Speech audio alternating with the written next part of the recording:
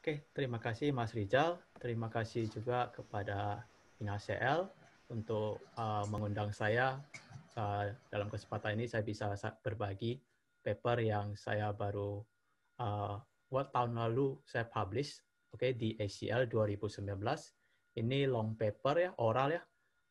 Dan paper ini hasil kerjasama dengan Sasi Narayan dari Google, sekarang bekerja di Google Research, tapi sewaktu dia menulis paper, dia masih di University of Edinburgh. Kemudian supervisor saya, Andreas Vlachos, dari Cambridge. Nah, jadi paper saya ini fokusnya ini pada evaluasi summarization. Jadi evaluasi itu biasanya kita lakukan di tahap paling akhir, di mana kita mencoba membenchmark ya hasil sistem kita, hasil kinerja sistem kita terhadap hasil kerja sistem lain. Nah, jadi ada masalah-masalah yang muncul dari proses evaluasi, dan saya ini fokusnya ini bagaimana kita bisa melakukan evaluasi oleh manusia. Jadi fokusnya ini adalah manusia, bukan saya tidak mencoba menciptakan saingan dari metrik yang sudah ada seperti roots dan sebagainya. Melainkan saya ingin mencoba menciptakan sebuah proses di mana kita bisa meminta manusia untuk mengevaluasi hasil summary-nya. Nah, jadi saya akan mulai dulu dari masalah yang ada dari dataset yang yang umum digunakan. Jadi dataset yang umum digunakan itu biasanya yang paling trending itu CNN dan Daily Mail. Oke, jadi biasanya mereka bergabung ya, satu CNN dan Daily Mail itu bergabung jadi satu dataset. Kemudian ada New York Times. New York Times ini juga salah satu dataset yang bagus, cuma sayangnya New York Times ini kalau mau pakai harus bayar. Jadi dia di bawah konsorsium LDC dan itu tidak terbuka secara umum. Nah, kecuali universitasnya bagian dari konsorsium, di Universitas Sheffield terbagian dari konsorsium, kita nggak bisa akses. Newsroom ini adalah dataset ya, kumpulan dari berbagai jenis uh, news dari pokoknya banyak lah campurannya. Nah, ini lebih besar datasetnya. Kemudian dataset BBC yang menjadi fokus dari dataset yang saya pakai di paper ini. Nah, dari semua dataset yang saya baru bicarakan, itu umumnya semua dataset punya satu masalah. Jadi masalahnya adalah semua dataset itu satu dokumen hanya ada satu summary saja. Ini karena tergantung dari news-nya juga ya. Jadi rata-rata news itu mereka tidak bisa jurnalisnya tidak menuliskan sampai lebih dari satu. Mereka hanya menghasilkan satu baris, di mana satu baris itulah menjadi reference summary-nya. Nah, tentu saja ini menjadi masalah besar. Kenapa? Karena kalau kita lihat di bagaimana manusia melakukan summarization, ketika kita sendiri membaca sebuah artikel dan kita kemudian menarik sebuah rangkuman, kita bisa tanya 10 orang dan 10 orang itu bisa menghasilkan 10 jenis summary yang berbeda. Oke. Jadi sedangkan dataset yang umum ini hanya ada satu jenis summary. Otomatis dampaknya adalah ketika kita membangun sebuah sistem, apakah itu sistem yang berbasis neural atau itu sistem yang non-neural, ketika kita menghasilkan summary yang dari sistem, dan kita benchmark terhadap reference summary atau gold standard summary, itu sangat bias. Bias dalam arti bias terhadap si jurnalis yang membuat summary ini. Jadi di umumnya seperti pakai roots, di mana kita menghitung overlap ya. Jadi roots itu sebuah metrik di summarization hampir sama seperti BLEU. Bedanya dia menghitung overlap dari recall.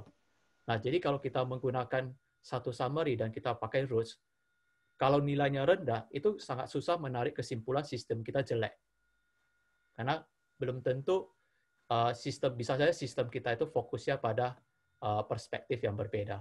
Nah, jadi ini satu masalah di summarization yang sekarang sampai hari ini masih tetap ada karena sifat dari datasetnya. Nah, ini saya kasih contoh satu dokumen dari CNN. Jadi kalau di CNN itu jurnalisnya itu ada membuat sebuah spesial highlight ya dari dokumen yang ada.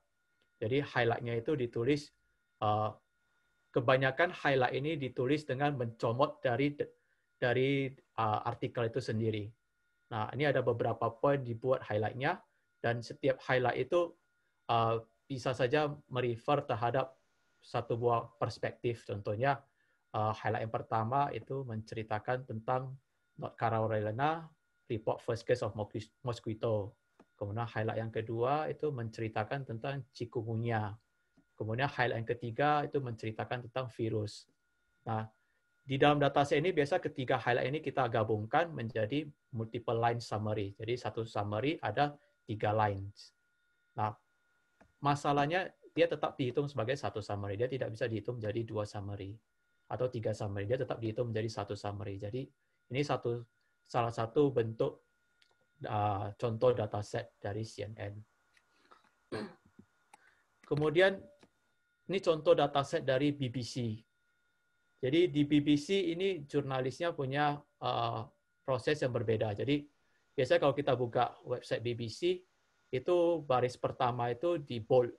Nah, di bold kemudian ya hampir sama seperti highlight, tetapi itu sebenarnya adalah summary untuk dataset yang ada di bagian bawahnya. Source dokumen yang ada di bagian bawahnya atau story body-nya. Nah, ini adalah yang BBC. Nah, kenapa di research saya menggunakan BBC, bukan menggunakan CNN dan yang sebagainya. Jadi kalau yang CNN, yang bisa kita lihat, satu, CNN itu highlight-nya itu, seperti tadi saya bilang, itu kebanyakan comot dari artikelnya. Nah, jadi kalau dicomot dari artikel, itu sifatnya ekstraktif. Nah, jadi kalau di CNN, kita bisa saja membangun sebuah sistem di mana sistem itu hanya menggunakan 3 baris pertama dari artikelnya, dan itu bisa sangat strong sekali, sangat kompetitif sekali. Jadi sebuah dump sistemnya dump, dia hanya mencomot heuristic system, dia hanya mencomot 3 baris pertama dari artikelnya, kemudian digunakan sebagai sistem summary, dan itu bisa sangat kompetitif sekali. Oke. Nah, kita tidak mau yang seperti itu, karena kalau hanya mencomot, ya berarti nanti evaluasinya hanya perlu melihat dari 3 baris pertama. Nah, itu juga sebenarnya cukup bias sih.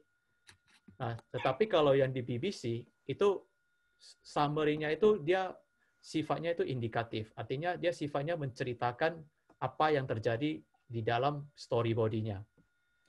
Nah, jadi dengan dasar seperti itu, kita bisa lihat bahwa ya, kalau dia indikatif, berarti dia lebih abstraktif sifatnya. Nah, kalau abstraktif, berarti ketika kita menggunakan sistem seperti Rhodes, kita menggunakan human evaluation, itu biasanya akan lebih susah untuk mendapatkan hasil yang representatif. Artinya, Rhodes kita bisa saja tidak akurat. Kenapa? Karena jika summary-nya itu abstraktif, artinya dia tidak menggunakan kata-kata dari dokumennya, dia menuliskan kata-kata itu, ya bisa banyak kata-kata yang di dalam summary itu tidak ada di dalam dokumen, terus otomatis hasilnya akan lebih rendah. Nilai dari Rus akan lebih rendah. Dan itu tidak berarti bahwa hasil sistem kita jelek. Itu artinya bahwa Rus kita tidak cocok untuk dokumen yang seperti ini. Oke. Rus itu akan cocok ketika summary itu banyak overlap-nya dengan story body-nya, seperti contohnya di CNN. Tetapi untuk yang BBC, jika overlap-nya sedikit, kata-katanya itu tidak ada di story body, terus itu hampir susah untuk mengevaluasi sistemnya. Nah, jadi kita bisa tapi di BBC sendiri pun dia satu dokumen itu hanya ada satu summary. Nah, di sini saya menitik beratkan terhadap reference bias yang tadi saya bilang. Jadi sekali lagi, reference bias itu adalah satu referensi, satu perspektif, tetapi sebenarnya satu dokumen itu harusnya ada lebih dari satu perspektif. Bisa 2 atau 3 perspektif. Dan ketika kita gunakan satu perspektif saja sebagai gold standard, otomatis semua sistem yang kita bangun, yang tidak mengacu pada perspektif ini akan mendapat penalti. Oke, jadi itu yang kita sebut bias dia reference bias. Nah, contoh yang ada di BBC ini jika dilihat di dokumennya yang di bagian kanan, oke, yang di highlight warna merah itu adalah yang muncul di candidate summary. Oke. Nah, tetapi masalahnya ya, lihat di candidate summary sistem yang kita bangun dengan reference yang digunakan oleh BBC itu perspektifnya beda. Contohnya di reference atau gold standard itu diceritakan bahwa ada weather warning untuk Scotland, kemudian para pemudi pengendara itu dihimbau untuk berhati-hati terhadap ice dan snow. Oke. Nah, tetapi di kandidat summary itu dari sistemnya dia menangkap bahwa ada Met Office. Met Office itu badan yang menangani prediksi cuaca dan sebagainya. Met Office ini mengisukan warning, yellow warning, bahwa akan ada snow di bagian Northern Scotland. Nah, kalau kita lihat, apakah kandidat summary-nya itu jelek? Ternyata kandidat summary itu bukan berarti jelek. Kandidat summary itu hanya tidak membicarakan perspektif yang ada di reference. Oke, jadi kandidat summary kalau kita bandingkan dengan dokumen yang ada di bagian kanan, itu sebenarnya tidak lari. Betul yang dia bilang, memang ada yellow warning. Itu ada di alinea pertama, kemudian ada Met Office yang bilang. Dan itu terjadi di Northern Scotland. Oke, jadi sebenarnya kandidat summary itu tidak jelek. Cuman karena kita bandingkan reference, kandidat summary itu dibandingkan dengan reference, apalagi menggunakan automatic routes yang menghitung overlap antara reference dan kandidat summary, otomatis semua yang tidak ada di reference akan dipenalti. Dan alhasil root score-nya akan rendah. Oke. Jadi itu satu masalah terbesar yang ada di summarization. Nah, apalagi ketika semua orang berlomba untuk SOTA, ternyata kalau kita lihat, kalaupun sistem itu SOTA, belum tentu sistem itu yang terbaik. Karena ada yang namanya reference bias. Nah, ini yang coba kami coba selesaikan. Bagaimana sebenarnya sih kalau ada masalah seperti ini, bagaimana caranya supaya kita bisa menyelesaikannya, bisa mengevaluasi tanpa terkena reference bias. Oke, nah jadi ini kembali lagi tadi saya sudah cerita ada beberapa summary yang bagus untuk satu dokumen, kemudian roots itu tidak cocok untuk satu single summary. Bagusnya sih sebenarnya harusnya ada 4 single summary. Ada 4 summary. Jadi kalau di dataset yang lebih awal yang jumlahnya lebih kecil seperti di TAK atau di UC, itu biasanya satu dokumen ada 4 summary.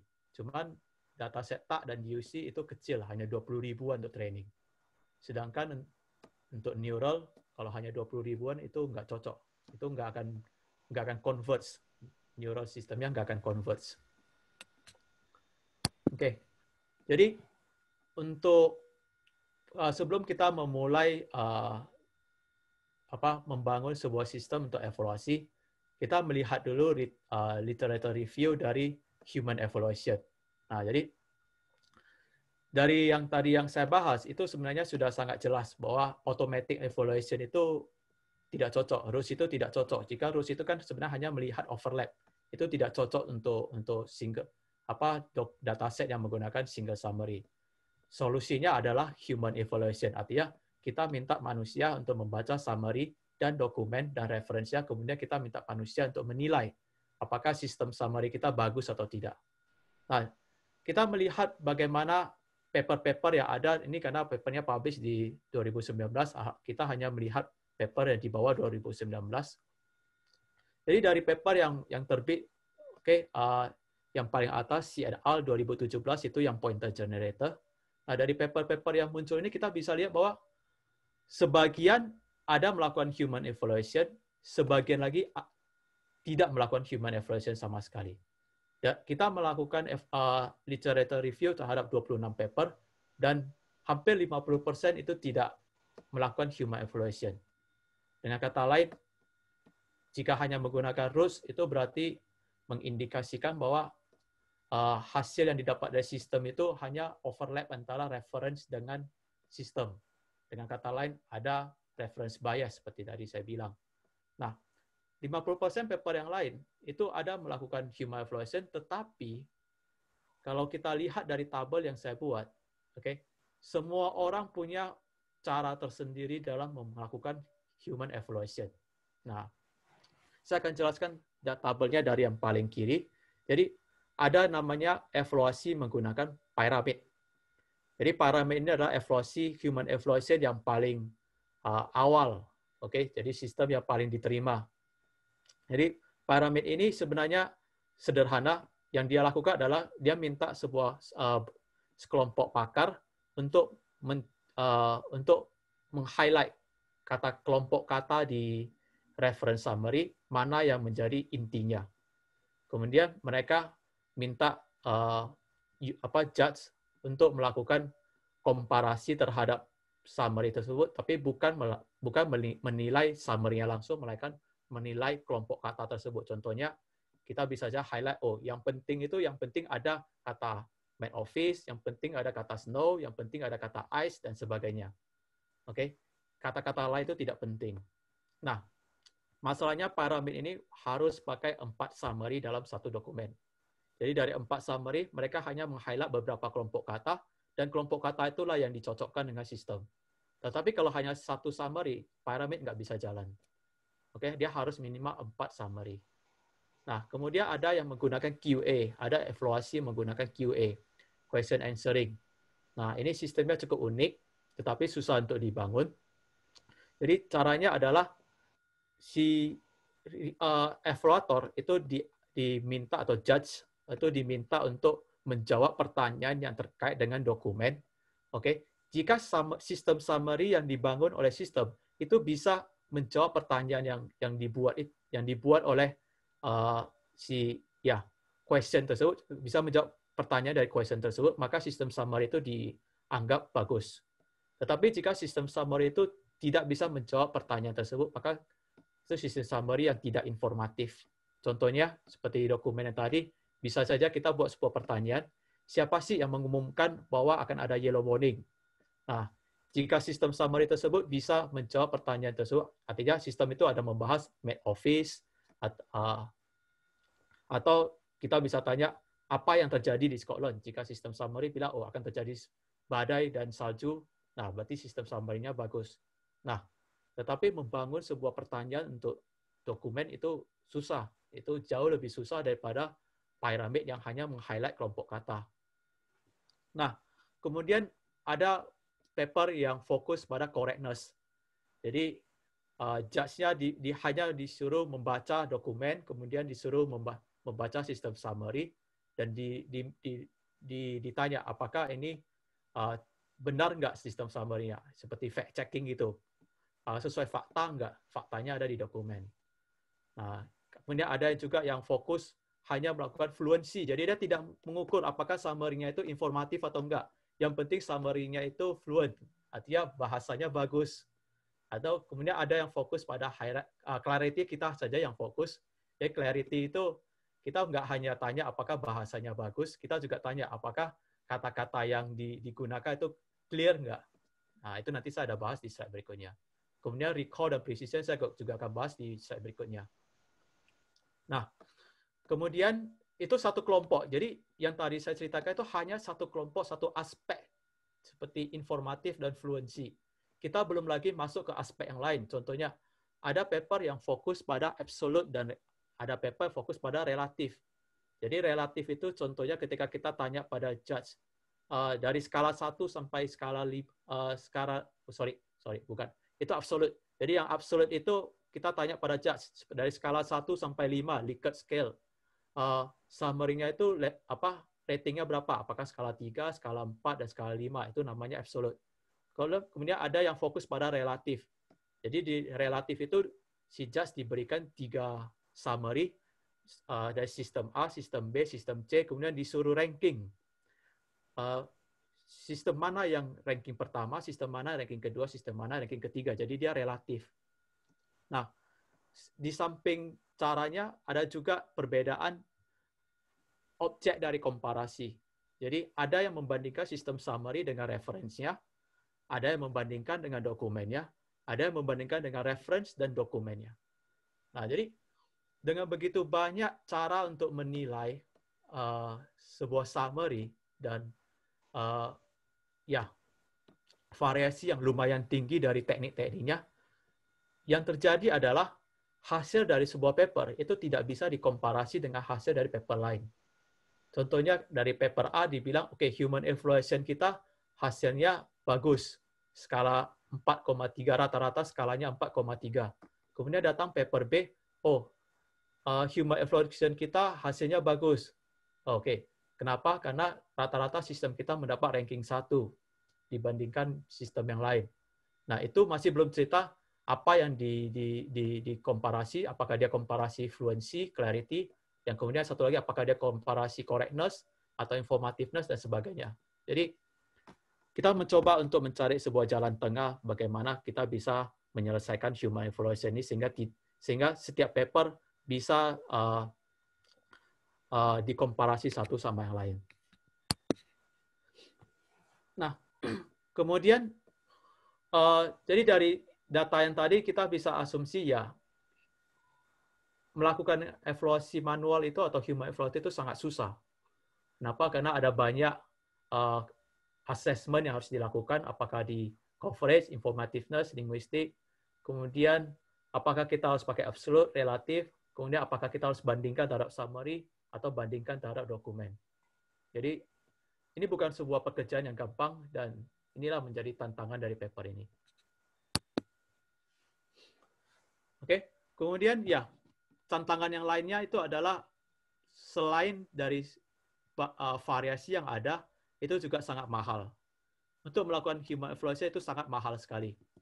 Nah, bayangkan jika ketika saya mencoba membangun sebuah human evaluation, saya itu menghabiskan hampir 1.000 pound sterling untuk menanyakan pada judge bagaimana sih supaya bagaimana mereka bisa dengan baik menilai sistem summary yang ada. Dan itu scaling terhadap jumlah sistem kita. Jadi kalau kita komparasi 1-2 sistem, harganya bisa 1.000 pound. Kita komparasi 4 sistem, harganya bisa sampai 2.000 pound dan sebagainya. Itu scaling terhadap jumlah sistem.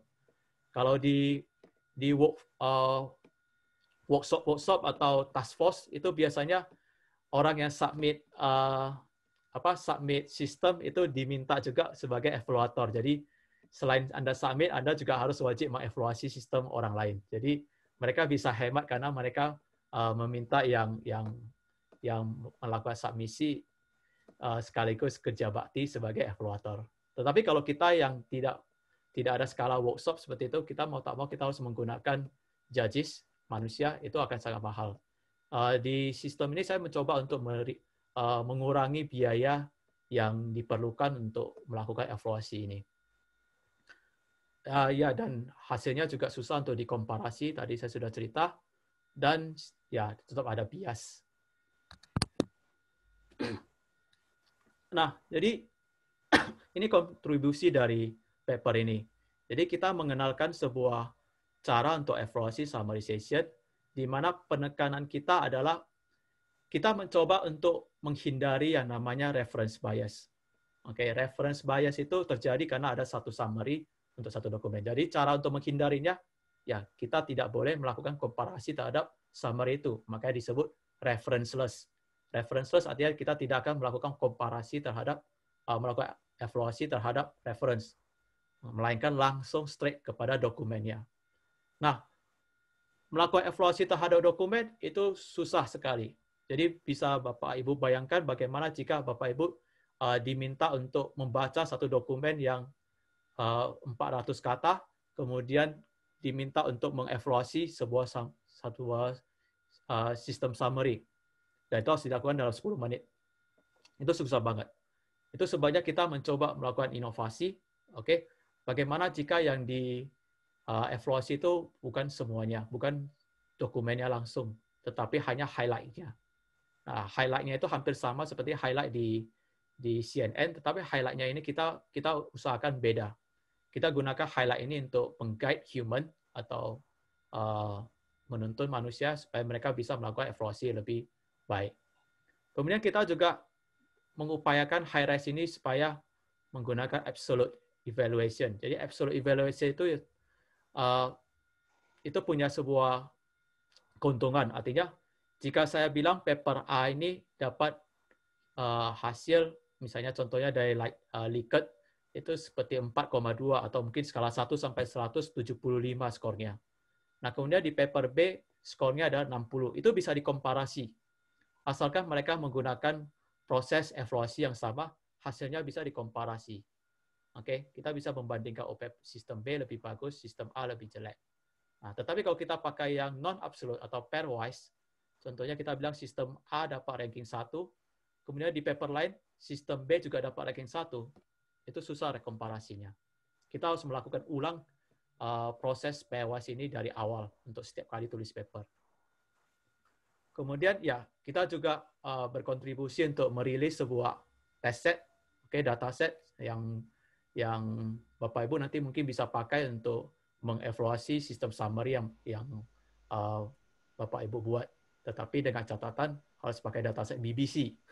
Karena test setnya ini pakai dataset BBC. Jadi kalau mau pakai Detik atau Kompas, harus bangun lagi test setnya dari harus bangun lagi anotasinya dari ulang. Oke. Nah, jadi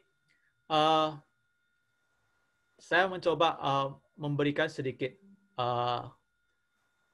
justifikasi ya kenapa kita menggunakan BBC sekali lagi. Jadi kalau Bapak Ibu lihat di dokumen, source dokumennya, ini saya sedikit meng-clearkan apa yang dimaksud dengan obstructiveness dari BBC. Jadi lihat di one line summary, di one line summary-nya itu adalah a man and a child have been killed. Nah, lihat di dokumennya di warna merah, di sana dituliskan a middle-aged man and a young girl die. Nah, kalimatnya itu satu young girl, di summary adalah child. Oke, middle-aged man mungkin masih ada man-nya. Tapi young girl itu adalah di one line summary adalah child, itu beda. Kalau pakai roots itu akan kena penalti. Nggak mungkin roots bisa tahu bahwa a young girl dan a child itu sama karena dia overlap kata. Kemudian died dan kill itu di roots juga akan kena penalti. Oke. Nah, kita harus pakai human evaluation. Jadi karena ini susah untuk dievaluasi dengan roots, maka ini menjadi salah satu tantangan terbesar. Jika kita bisa bangun human evaluation bagus, maka kita bisa melakukan evaluasi yang bagus untuk dataset ini. Contoh yang lain adalah yang warna hijau, aircraft made an emergency landing. Kemudian di dokumennya itu ada the plane made its emergency landing. Emergency landing mungkin ada overlap, tetapi plane dan aircraft itu beda. Oke, jadi itu one line summary ya, jika sistemnya pakai plane kena penalti. Kemudian contoh yang lain ada a beach in Portugal di one line summary, sedangkan di dokumennya itu menarik. Kenapa? Karena ditulis ada São João Beach in Caparica, southwest of Lisbon. Tidak ada kata Portugal di sana sama sekali. Hanya manusia yang tahu bahwa itu ada di Portugal. Oke, kecuali Anda menambahkan aspek-aspek seperti information retrieval. Nah, jika tidak ada information retrieval, itu nggak akan mungkin tahu bahwa ini ada di Portugal. Jadi, sekali lagi, Rus juga akan kena penalti untuk summary yang seperti ini. Oke, jadi untuk high-res, kita ada dua fase, dua langkah. Jadi, high-res ini hanya sebuah proses untuk membantu evaluasi. Nah, fase yang pertama, kita akan mencoba ambil dokumen, kemudian kita akan minta manusia untuk secara manual meng-highlight dokumen ini. Oke. Kemudian setelah ada highlight-nya, kita bisa minta satu set manusia yang lain, yang berbeda dengan yang highlighter ya, manusia yang lain, untuk melakukan assessment terhadap sistem summary berdasarkan highlight yang kita dapat. Jadi ada dua fase, ada dua step. Nah, untuk membuat sebuah dataset baru, itu harus jalan dua fase tersebut. Jadi fase pertama itu diperlukan untuk membuat dataset baru. Jadi kalau Bapak Ibu mau buat dataset highlight untuk Kompas, Detik, itu harus jalankan fase yang pertama. Tetapi ketika fase yang pertama sudah selesai, hasil annotated datasetnya itu bisa dipakai untuk untuk sistem summary apapun yang dibangun berdasarkan dataset tersebut. Tidak usah membuat highlight, tidak usah meminta judge-nya atau judge manusianya untuk melakukan highlight ulang. Hanya cukup menggunakan apa yang sudah ada. Nah, itu 2 tahapan yang kita buat di HiRise ini. Nah, jadi untuk meng-highlight sebuah dokumen, jadi pada intinya highlight itu sebenarnya adalah kita meminta manusia, untuk mencari tahu bagian mana sih dari dokumen tersebut yang salient atau dengan kata lain informatif. Dia memiliki makna yang bisa digunakan untuk merangkum sebuah dokumen. Nah, jadi bagian ini bisa berupa kata atau bisa berupa fase. Kita tidak batasi. Kita tidak bilang bahwa harus satu kalimat. Kita juga tidak bilang harus kata. Pokoknya kita minta judge-nya untuk highlighter-nya untuk meng-highlight kata dan frase-frase. Dan kita juga memberikan sebuah instruksi. Jadi apa sih yang sebenarnya mau di-highlight? Nah, instruksi ini sangat sangat terikat terhadap domain yang dari dataset ya. Jadi kalau misalnya kita mau membangun sebuah dataset untuk summarize artikel ilmiah, maka instruksi ini tidak bisa dipakai. Instruksi 5W 1H ini who, what, where, when, why, and how ini dipakai untuk news saja. Jadi untuk news source, ini adalah instruksi yang biasa juga diberikan terhadap jurnalis. Dan kita batasi setiap highlight itu adalah 30 kata. Kemudian jumlah highlight itu, jumlah anotasi itu, jadi kita tidak mungkin bisa menganotasi semua dokumen. Itu terlalu mahal. Jadi satu test set itu untuk sebuah dokumen, untuk sebuah dataset itu biasa 10.000. Nah, kita tidak bisa anotasi. Jadi kita hanya bisa mengambil sebuah sampel. Sampel yang kita pakai itu adalah 50 BBC. Jadi kita ambil secara acak. Kemudian untuk setiap dokumen, kita minta 10 orang manusia untuk memberikan anotasi atau memberikan highlight. Jadi totalnya yang kita dapat adalah 500 anotasi. Nah, untuk melakukan highlight, kita menggunakan fasilitas Imagenture. Jadi awalnya saya mau mencoba pakai teman, itu nggak bisa. 500 dokumen itu terlalu banyak untuk menggunakan teman-teman. Jadi ya, untung supervisor saya ada grant, ada dana ya. Jadi dari dana itu kita gunakan fasilitas Imagenture. Kita desain sebuah sistem highlight. Kemudian kita buat sebuah task di Imagenture, di mana task itu setiap user dari Turk itu akan melihat sebuah artikel, kemudian mereka akan meng-highlight-nya. Nah, tetapi satu catatan ketika melakukan highlight atau ketika melakukan task apapun di Imagenture, itu kualitasnya bisa lebih rendah daripada kita buat sendiri atau kita minta teman dari lab. Karena ya itu sudah lumrah sekali sih sebenarnya, bahwa kualitas crowdsourcing itu biasanya lebih rendah. Nah, kita juga tidak mau mendapat hasil highlight yang jelek. Untuk itu kita melakukan sanity checking. Jadi sanity checking ini sebuah tes ketika si user selesai melakukan highlight, dia harus penuhi. Jika dia gagal di sanity checking, kita anggap bahwa dia sembarangan dan dia tidak serius dan kita buang hasilnya. Ya, saya juga tidak bayar. Ya, jadi di Amazon itu kita bisa memilih untuk bayar atau tidak bayar. Ya, cuman harus siap diprotes terus lah untuk ketika melakukan proses ini. Dan tetapi yang paling penting sebenarnya adalah memberikan halaman tutorial yang jelas pada user sebelum melakukan proses highlight ini. Jadi itu sangat penting sekali. Nah, ini adalah interface yang tampil ketika kita minta usernya untuk melakukan highlight. Jadi setiap user yang masuk, ya tutorialnya saya nggak tampilkan, tapi ada tutorial lagi, satu halaman di mana dia harus membaca contoh-contoh highlight yang benar, contoh highlight yang salah, dan sebagainya. Dan kita kasih timer di tutorialnya itu, jadi dia harus tunggu 30 detik selesai baca baru bisa lanjutkan di evaluasi ini.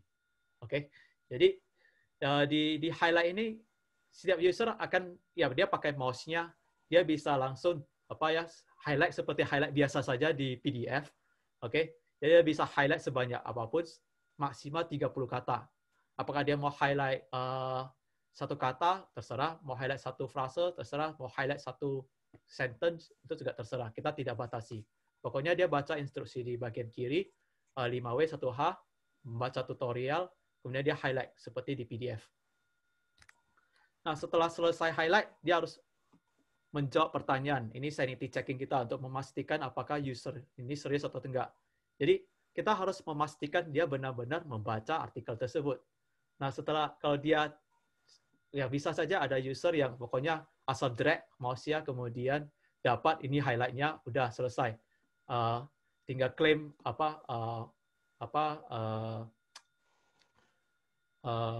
reward yang dia tinggal klaim reward. Kita nggak segampang itu. Jadi kita tanya dia.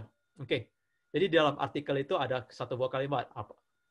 Kalimat ini kita buat sendiri. Misalnya kita tanya, oke, di dalam artikel tadi kalimat yang ditulis ini benar atau tidak? Kalau dia benar-benar baca, dia pasti bisa jawab. Tapi kalau dia salah, kita buang hasilnya, kita tidak bayar. Di bagian saya juga blacklist dia. Dia tidak boleh melakukan proses ini lagi. Oke, ini adalah sanity question yang kita gunakan untuk memastikan hasilnya bagus. Nah, ketika ada 10 user yang meng-highlight, ini hasilnya seperti yang Bapak Ibu bisa lihat di screen-nya. Satu dokumen itu akan ada, kita sebut ini heat map ya. Jadi semakin merah warnanya, itu artinya semakin banyak user yang meng-highlight di dokumen ini. Oke, semakin kuning ya, artinya user tersebut tidak, mungkin satu orang yang highlight atau beberapa yang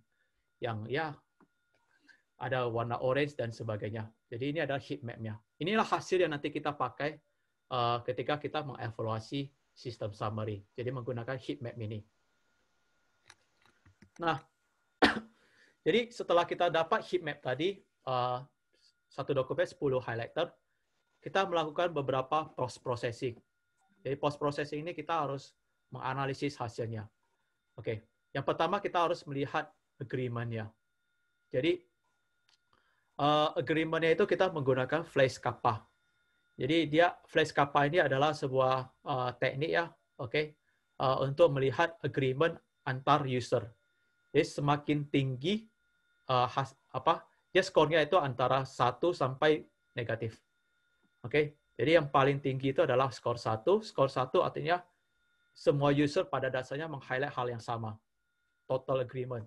Itu nggak mungkin ada total agreement. Kalau ada total agreement itu berarti ada salah di desain kita. Nah, kalau dia kurang lebih 0,1 sampai 0,2 itu slight agreement. Seperti hasil yang kita dapat itu slight agreement. Jadi slight agreement itu yang kita dapat 0,19.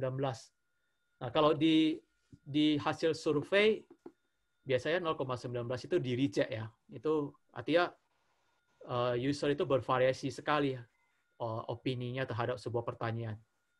Tergantung dari desainer surveinya apakah itu hasil yang bagus. Tapi kalau di hasil kita itu nggak bisa di reject. Karena itu memang kita ekspektasi. Kita nggak bilang bahwa jika agreement-nya rendah itu artinya jelek, atau agreement-nya tinggi itu artinya tidak jelek atau bagus. Oke, kenapa? Karena memang pada dasarnya inti dari membuat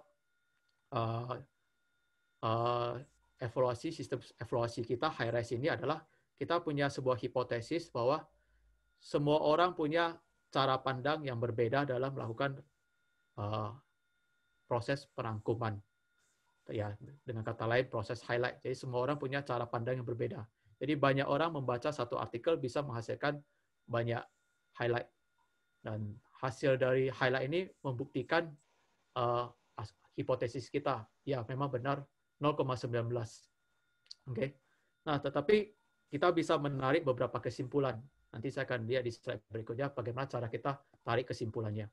Nah, kemudian data yang lain yang menarik adalah proses highlight ini kebanyakan user mengcover 38,21%. Artinya ternyata sebuah dokumen itu hanya 30% yang 30% lebih yang menarik.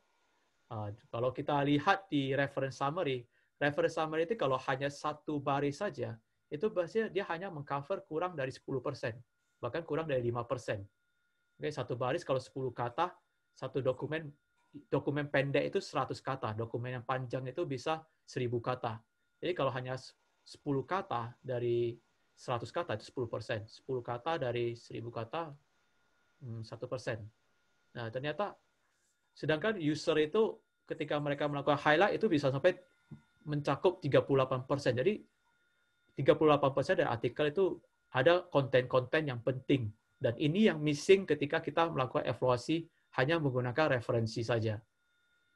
Dan yang untuk dataset BBC ya, ini berlaku untuk dataset BBC, 33,77% ini ternyata ada muncul di bagian second half, bagian bawah dari dokumen. Dan ini sebenarnya sebuah informasi yang sangat menarik. Satu, jika kita pakai pointer generator, sistem-sistem pointer generator atau sistem yang neural, itu biasanya kita potong artikelnya, kita trimming artikelnya hanya sampai 400 kata. Jika artikelnya 1000 kata, yang di bagian bawah dibuang semua. Karena dulu waktu pointer generator dibuat, itu menggunakan dataset CNN. CNN itu tadi seperti yang tadi saya sudah bilang, itu fokus pada ekstraktif dan kebanyakan summary itu muncul di 3 baris pertama dari dokumen. Nah, ternyata kalau kita pakai BBC, kita akan kehilangan 33% informasi tersebut. Kurang lebih 34% informasi tersebut karena kita trimming. Kita buang data tersebut dari datasetnya. Ya, itu sebenarnya keputusan yang akan merugikan ketika kita mencoba membangun sistem yang kuat. Nah, kemudian kita mencoba melihat agreement-nya. Jadi kita analisis agreement-nya. Apa sih yang terjadi jika sekelompok user punya agreement yang tinggi dan apa yang terjadi jika sekelompok user punya agreement yang rendah? Nah, ketika kita lihat agreement yang tinggi yaitu 0,32 itu artinya mereka agreement-nya itu ya jauh lebih baik daripada 0,19. Itu kalau di dalam skala kappa, Flex kappa itu bukan slide lagi, tapi udah medium agreement.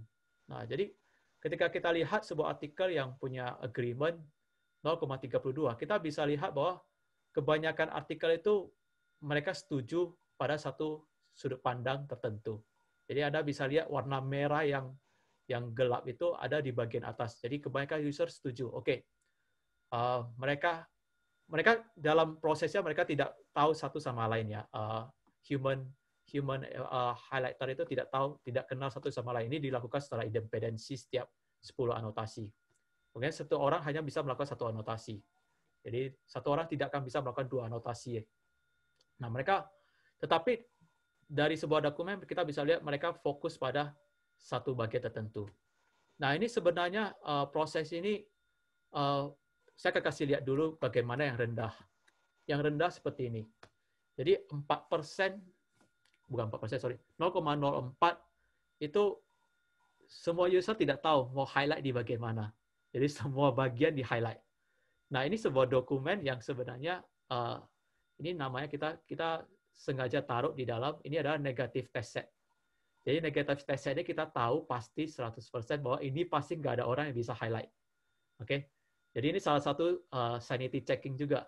Karena kita tahu nggak ada orang yang bisa highlight. Kalau ternyata hasilnya orang highlight bagus, itu berarti desain kita salah.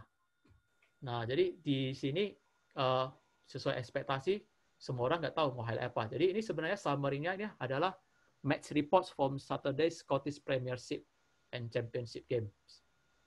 Jadi dia adalah match report saja. Dia hanya kasih tahu ini loh hasil skornya untuk Scottish Premiership.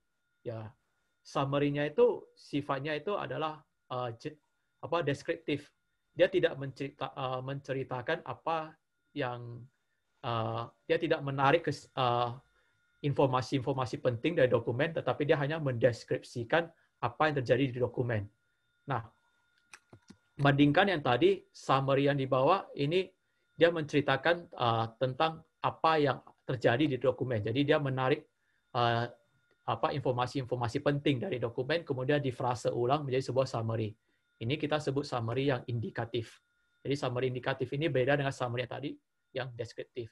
Nah, ternyata setelah kita lihat hasil kita, user yang highlight-nya, agreement-nya tinggi, itu rata-rata disebabkan karena summary-nya itu adalah indikatif. Artinya, summary itu sebenarnya adalah frasa ulang dari poin-poin penting dari dokumen.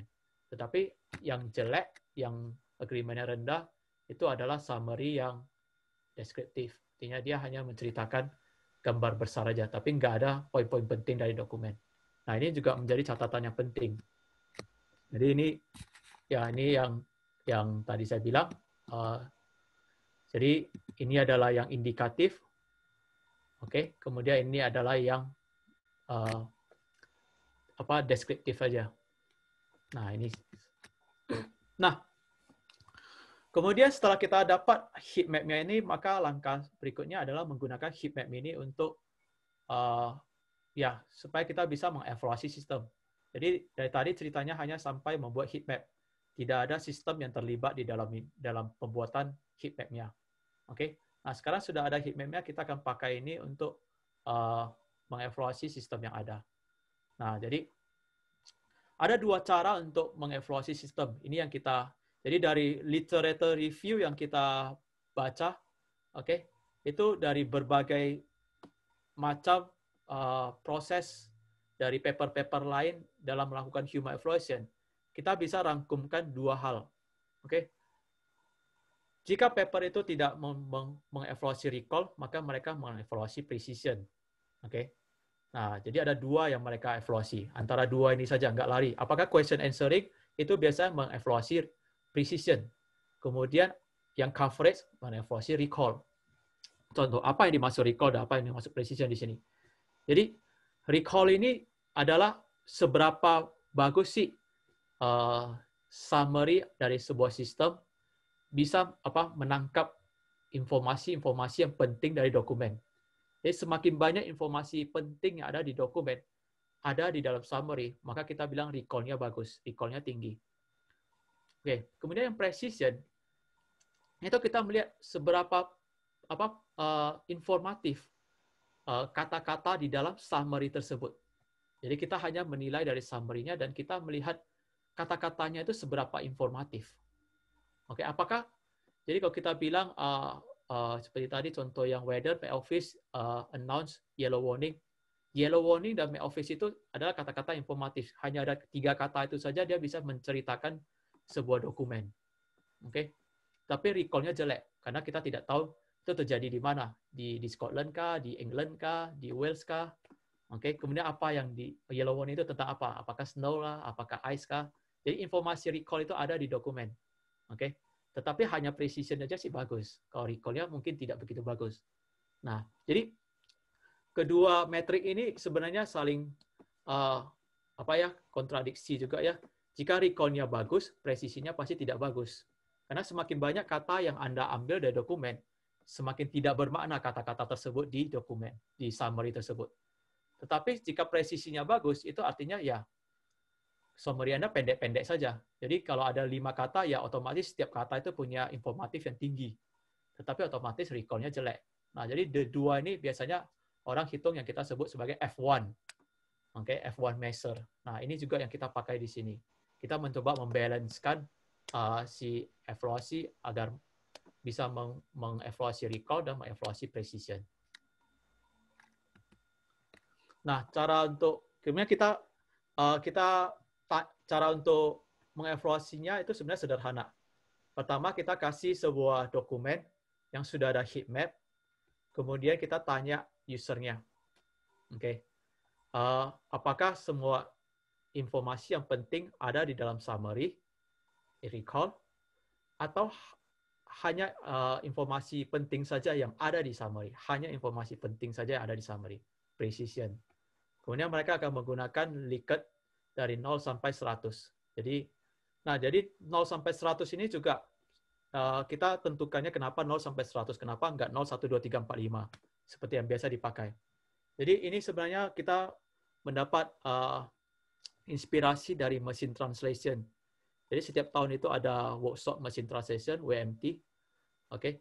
Jadi di sana mereka juga melakukan evaluasi, melakukan komparasi terhadap bagaimana sih sebenarnya cara yang terbaik untuk mengevaluasi sebuah translasi.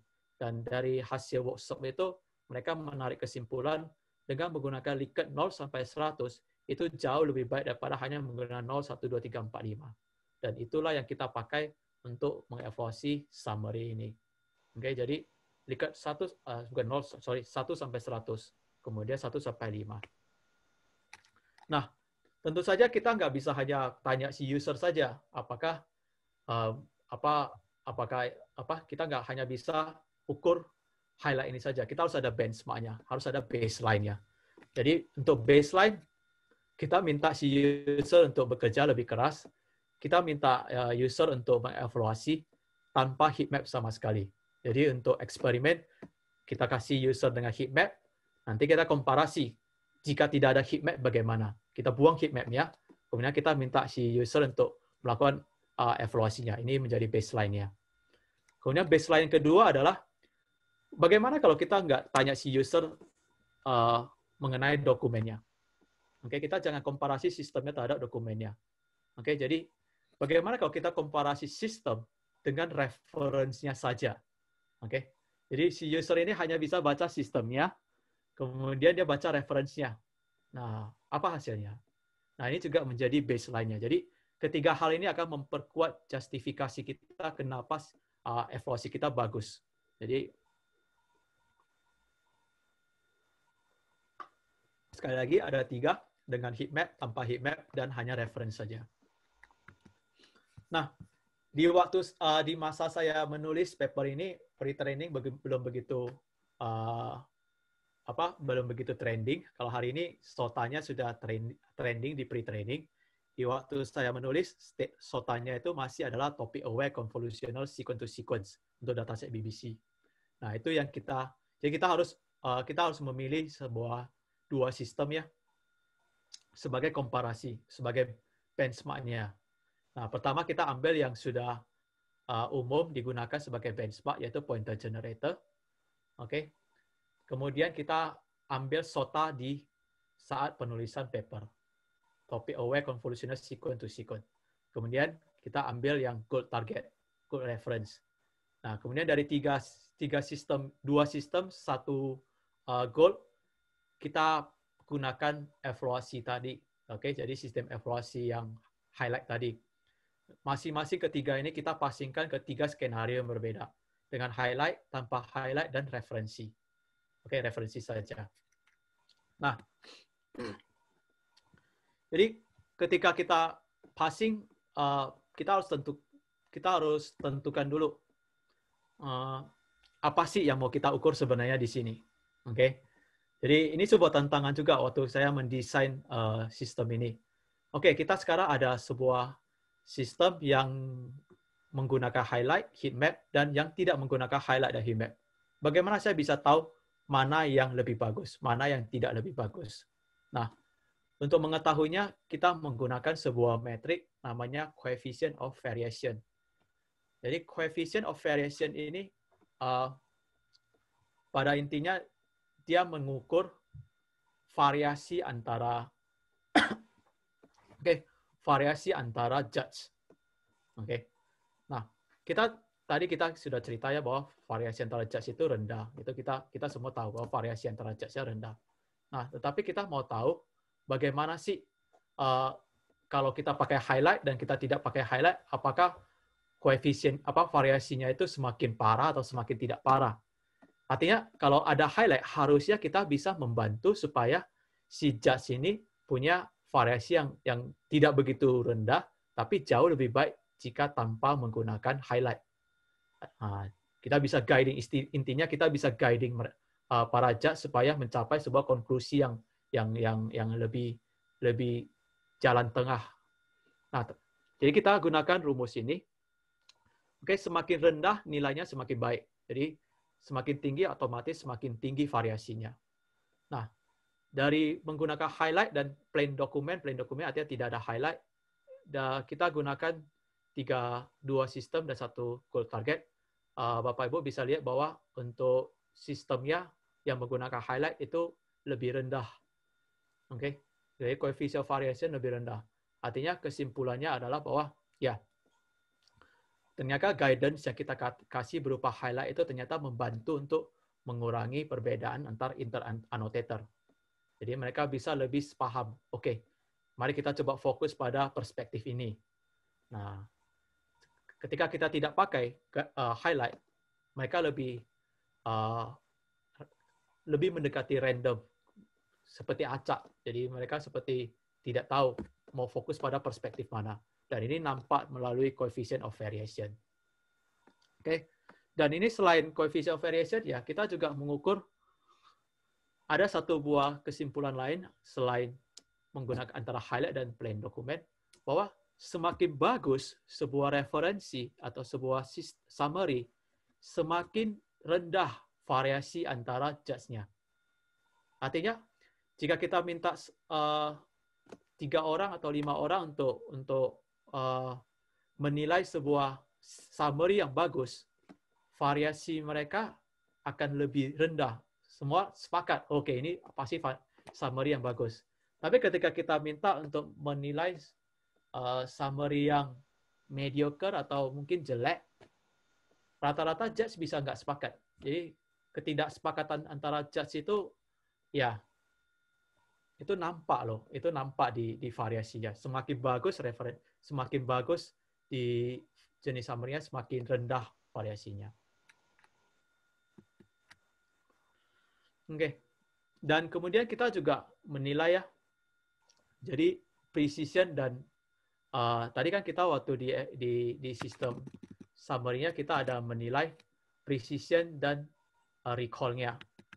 Nah, jadi kita mau tahu kalau kita pakai human evaluation, apakah itu kita tahu benar bahwa reference jauh lebih bagus daripada SOTA. Itu kita tahu, faktanya kita tahu. Kemudian kita juga tahu bahwa SOTA jauh lebih bagus daripada pointer generator. Dan kalau memang benar desain dari sistem evaluasi yang kita bangun, maka ini juga harus terrefleksikan dari hasil kita, dari precision dan recall. Jadi dari precision dan recall, yang Bapak Ibu lihat di chart-nya ini memang benar-benar terrefleksikan. Ternyata memang referensi jauh lebih baik daripada SOTA, SOTA jauh lebih baik daripada pointer generator. Nah, kalau sempat ini berbeda, itu berarti desain kita salah, evaluasi kita salah. Artinya manusia tidak sepakat dengan automatic metric. Nah, kemudian kita di highlight ya sedikit perbedaan lah, tapi perbedaannya itu nggak berarti bahwa sistemnya ini rankingnya berubah. Jadi antara highlight dengan plain dokumen yang tidak ada highlight, itu kita bisa lihat bahwa di highlight kebanyakan judge lebih tinggi nilainya dibandingkan dengan yang plain dokumen. Mungkin karena ada guidance ya, kita berikan guidance kepada dokumennya, rata-rata judge lebih tahu mana yang mau diukur, sehingga otomatis mereka lebih yakin dalam memberikan nilai yang bagus. Sedangkan tanpa guidance, mungkin judge bisa saja miss informasi penting di dokumen dan dia anggap, ini summary-nya jelek, padahal dia nggak baca dengan bagus. Nah, bisa saja terjadi seperti itu. Nah, jadi nilainya bisa slightly lebih rendah. Nah, jika kita hanya pakai reference saja, ternyata ya, kalau hanya membandingkan sistem summary dengan reference, itu judge itu semuanya menjadi extra critical sekali. Dan ini sebenarnya membuktikan bahwa reference bias itu benar-benar terjadi. Jadi, karena reference itu hanya 10 kata atau 20 kata, ya otomatis si judge-nya bilang, ternyata sistem summary yang di-generate itu beda banget sama reference summary-nya. Oke, padahal bisa saja karena reference summary itu sendiri bias. Oke, bias. Nah, otomatis si judge semua critical sekali dengan hasilnya. Nah, dan hasil dari precision dan recall itu rendah. Oke, jadi itu menjadi salah satu keyakinan kita bahwa sistem yang kita desain ini memang ada benarnya melalui hasil empiris seperti ini. Nah, setelah kita selesai melakukan post analisis, melakukan analisis, kita juga ingin melakukan sedikit eksperimen. Jadi kita sekarang sudah ada datasetnya. Oke, dataset ya annotated, dan kita lihat bahwa annotated ini memberikan sebuah indikatif bahwa bagian kata ini penting dan bagian frase ini penting, kemudian frase ini tidak penting dan sebagainya. Nah, sekarang pertanyaannya, apakah bisa nggak kita gunakan roots untuk mengambil informasi highlight ini sebagai bagian dari roots itu. Jadi kalau roots itu, biasanya roots itu kan kita biasa gunakan reference sama dengan sistem summary. Jadi dia menghitung overlap antara reference dan sistem summary. Nah, sekarang kita sudah ada highlight-nya, kita sudah ada dokumennya. Kalau kita pakai roots dengan reference, itu nanti terjadi reference bias. Bagaimana caranya supaya kita bisa menggunakan roots di dokumennya secara langsung, tetapi hanya menilai highlight-nya saja. Nah, ini dia. Nah, kemudian kita mau melihat juga bagaimana hasilnya. Apakah hasilnya itu bisa nggak kita nilai juga? Kita bisa gunakan nggak sistem kita untuk menilai quality linguistik. Jadi quality linguistik itu tidak berkaitan dengan quality summary. Bisa saja summary-nya nggak informatif sama sekali, ngelantur, tapi linguistiknya bagus. Artinya dia fluent sekali dan dia clear, clarity-nya tinggi. Oke. Nah, ini dua hal yang kita juga lakukan di dalam paper ini. Jadi, ini tadi yang kita cerita. Oke. Jadi kita coba membangun sebuah automatic metric. Kita nama edge roots, artinya highlight roots. Nah, highlight roots ini berbeda dengan roots biasa. Jika roots biasa mengkomparasi referensi, edge roots mengkomparasi dokumen.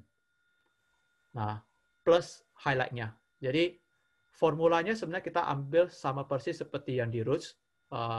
Bapak Ibu bisa lihat di formula bagian paling atas, ada recall, ada precision. Nah, tetapi bedanya adalah kita ada sebuah variabel beta. Oke, ada sebuah parameter beta. Nah, parameter beta ini tergantung pada highlight-nya. Jadi parameter beta ini ada didesain di mana kita akan mengukur kata-kata di dokumen, oke. Tetapi kita weighted, artinya kita ada weight-nya, ada parameter lainnya, weighted-nya berdasarkan jumlah highlight-nya. Jadi misalkan sebuah kata kita bilang yellow warning. Nah, ternyata dari 10 annotators ada 7 yang highlight.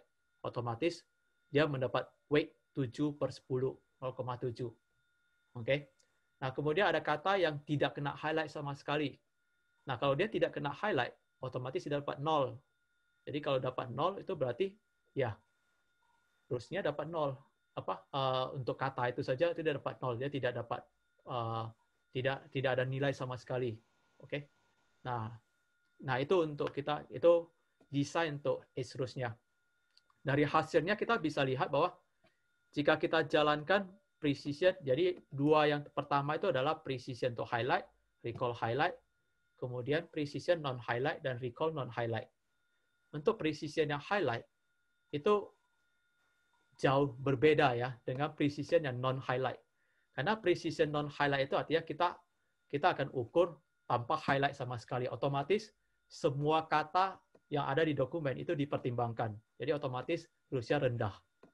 Roots-nya rendah. Itu sama seperti kamu ambil dokumen, ambil summary, kemudian kita ukur langsung roots-nya. Nah, di edge roots itu lebih tinggi. Oke. Nah, jadi karena kita sekarang fokus pada beberapa kata saja yang penting yang kena highlight. Nah, itu dia. Kalau recall sudah pasti rendah, karena recall itu dia tetap mempertimbangkan semua kata yang ada di dokumen, walaupun dia ada di highlight atau enggak.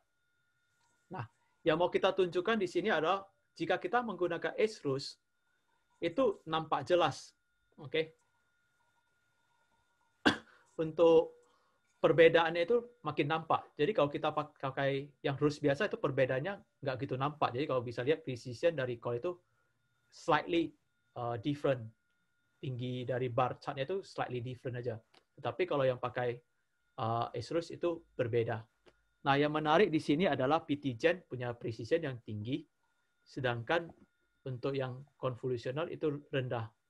Nah, jadi ini adalah hasil yang kita dapat, tapi ini untuk yang bigram.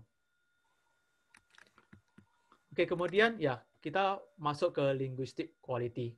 Jadi di sini kita akan tanya human judge untuk menilai fluency dan menilai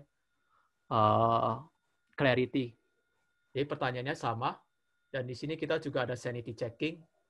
Oke, cara kita mengukur ini sebenarnya sederhana.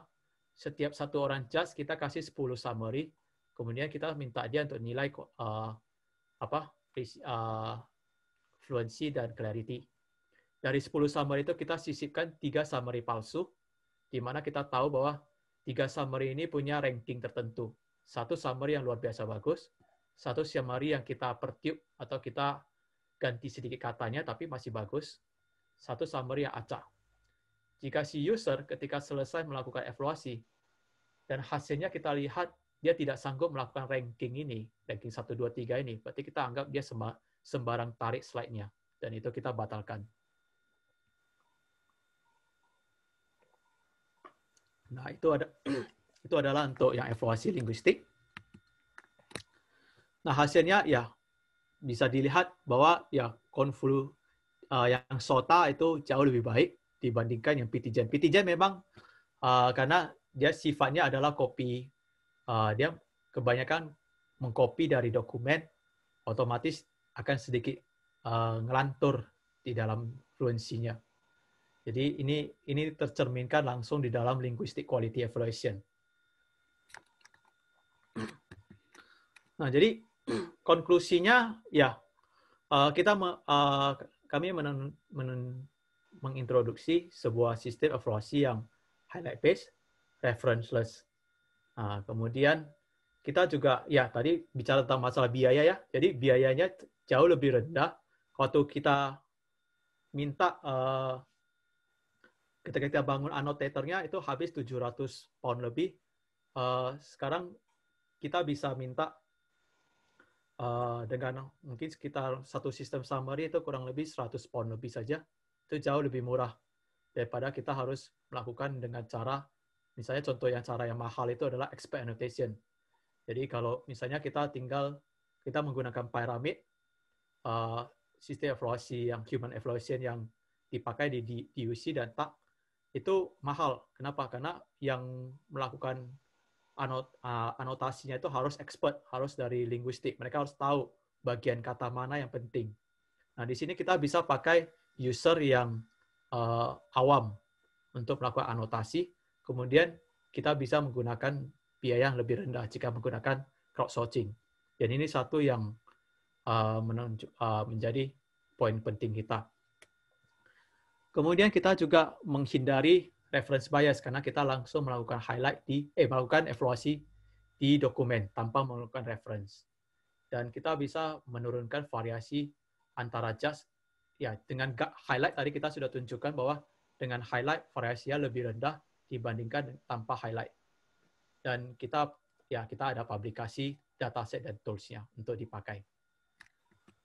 Oke, pekerjaan ini bisa terjadi karena ada LPDP, kemudian ada grant dari supervisor saya, sama dari PSRC.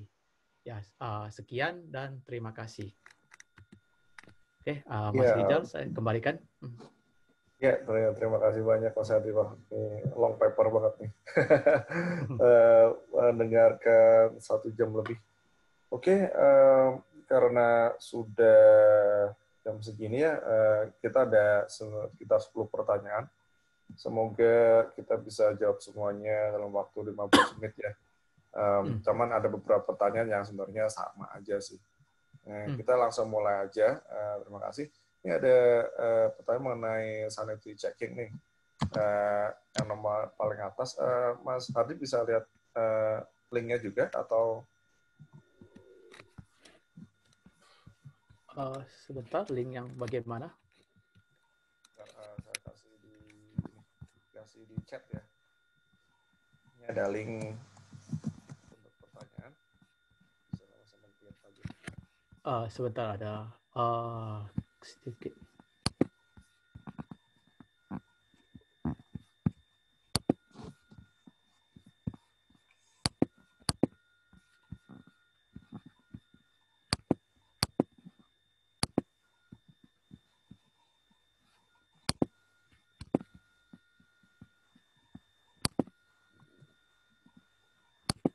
Oke.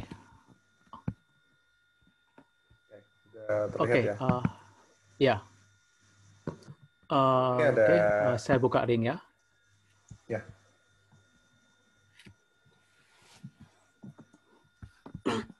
Oke. Oke. Ya. Oke, Saya dapat aja. Oke, kita coba. Aku coba pandu tadi. Aku udah baca-baca sedikit pertanyaannya. Ada pertanyaan yang sama sih. Jadi kita coba jawab ini kalau bisa 15 menit. Untuk sanity checking kan tadi sudah dijawab ya. Contoh sanity checking. Terus kemudian ada pertanyaan yang mirip ini. Sanity question-nya apa yang diajukan per dokumen berapa dan apakah ini manual sanity question-nya? Jadi tadi ada 3 task ya. Satu highlight. Yang highlight itu setiap user satu sanity checking. Jadi setiap user satu task, satu dokumen. Oke, jadi sanity checking-nya true and false. Jadi per dokumen hanya dia satu sanity question ya? Iya, karena satu task, satu dokumen aja. Satu task, satu dokumen, satu user. Kemudian untuk yang untuk mengevaluasi sistem summary, itu juga sama. Satu user, satu dokumen, satu sanity checking. Kemudian untuk yang, ya sebenarnya satu task, satu sanity checking. Jadi sanity checking tetap di akhir. Cuma bedanya untuk yang fluency, itu ya kita minta user mengevaluasi 8 atau 10 sistem sekaligus. Nah, tetapi tadi dalam 10 sistem itu kita masukkan 3 summary yang artificial, nah itu yang kita gunakan untuk sanity checking-nya. Ya.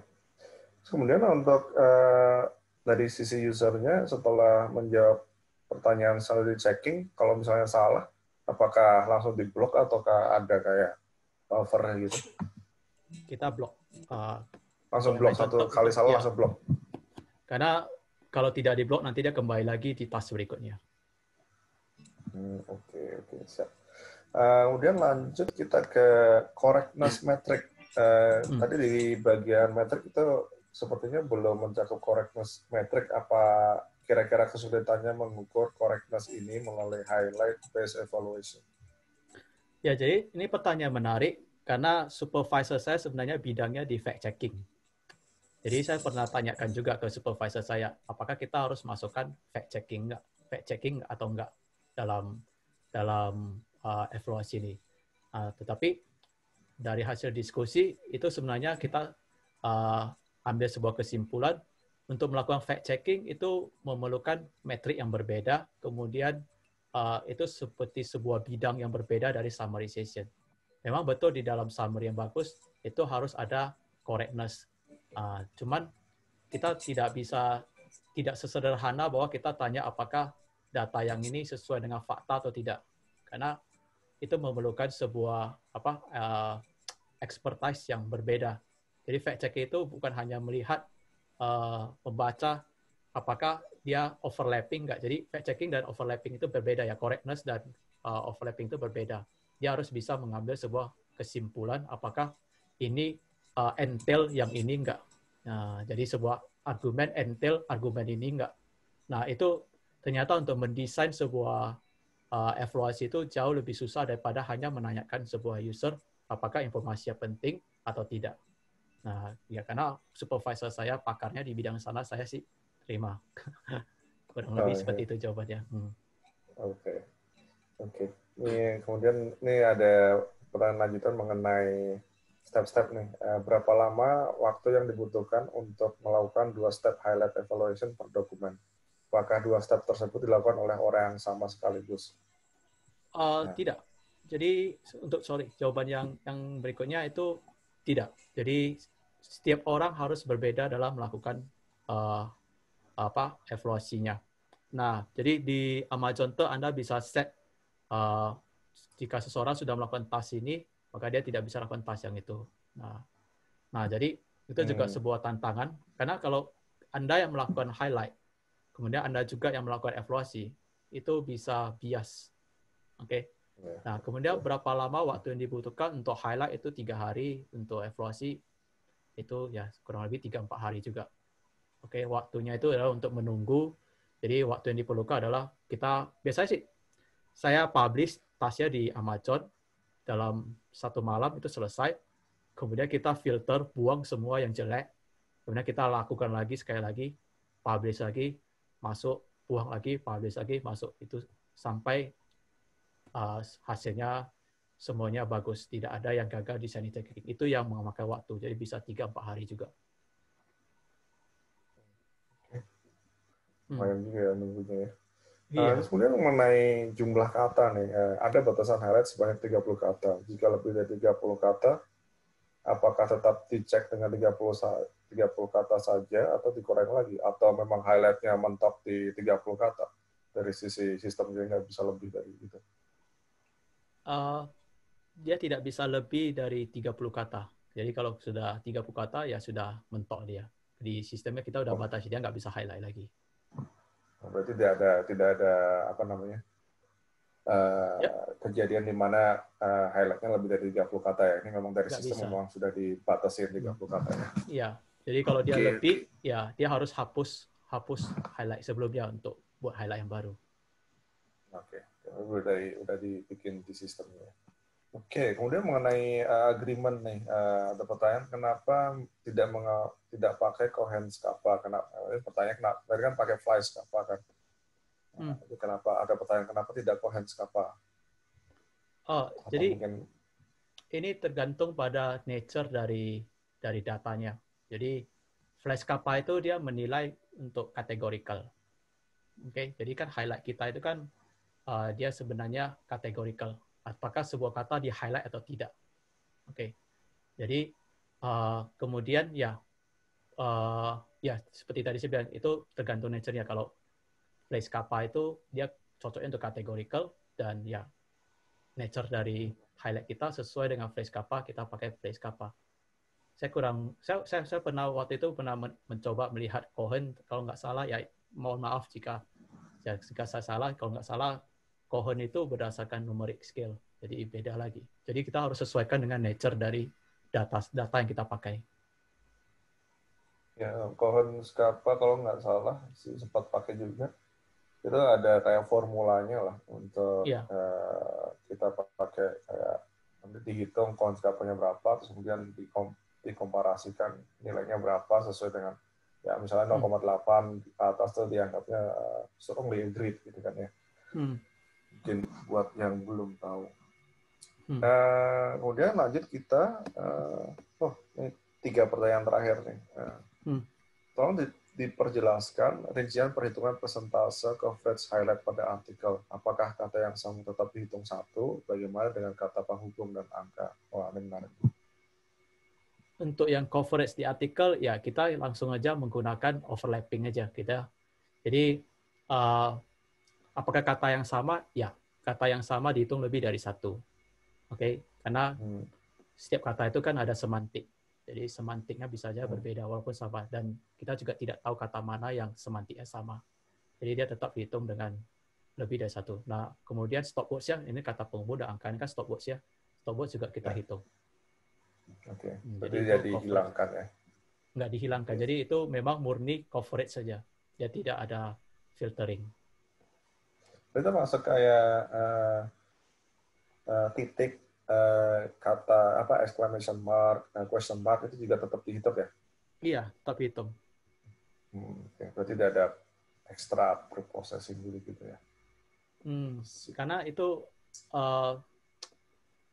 kita waktu itu fokusnya adalah bukan untuk gunakan untuk automatic metric ya. Kalau kita pakai automatic, kita waktu itu fokusnya adalah user atau untuk ketika mengevaluasi itu membaca highlight. Jadi ketika dia membaca highlight, dia sebenarnya ada exclamation mark, ada titik, itu kan penting juga.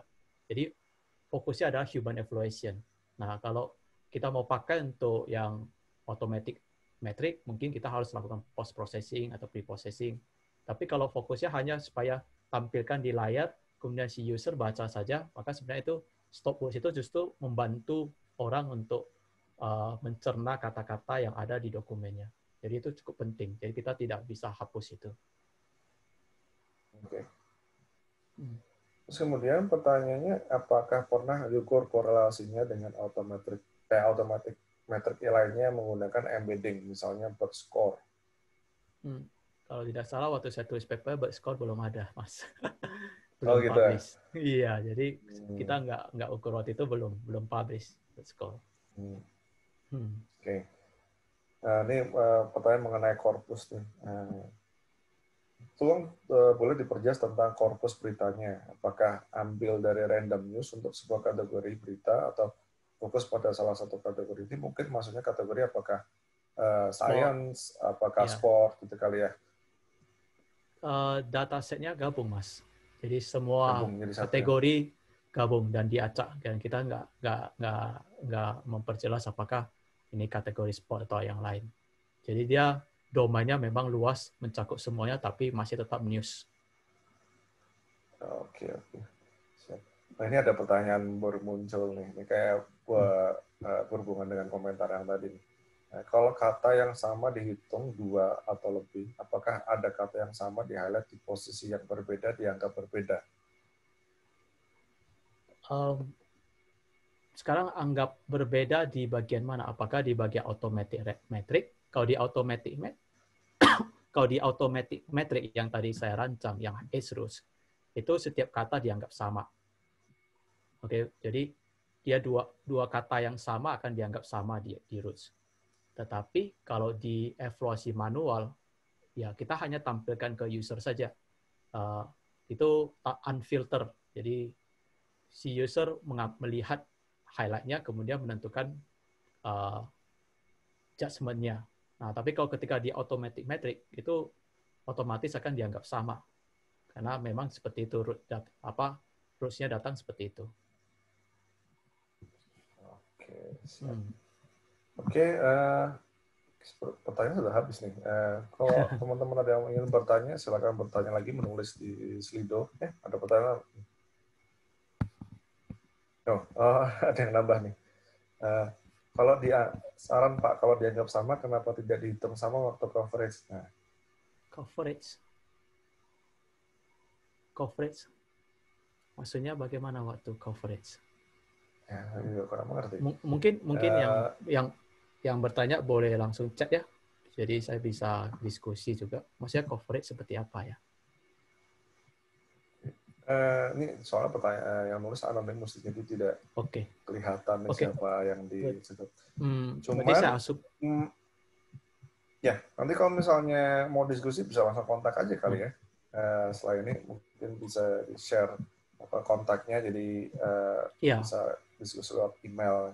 Itu menarik nih yang bertanya. Boleh langsung tanya, ada emailnya di paperku. Oke, siap. Oke, mungkin kalau tidak ada yang lain, kita cukupkan saja hari ini. Terima kasih banyak sekali lagi kepada Pak Hardy yang sudah meluangkan waktunya, juga sukses terus. Semoga cepat selesai disertasinya dan Terima kasih, kembali Mas. ke Indonesia. Semoga bisa kopi darat juga nanti di acara IMCL di Indonesia. Untuk teman-teman dan rekan-rekan yang sudah mengikuti presentasi atau webinar bertahap per hari ini, terima kasih banyak. Jangan lupa kalau misalnya nanti ketinggalan atau ingin melihat presentasinya kembali, ini presentasi kami record, kita rekam, dan kita akan upload ke YouTube. Tapi mungkin bisa 1 atau 2 hari ke depan.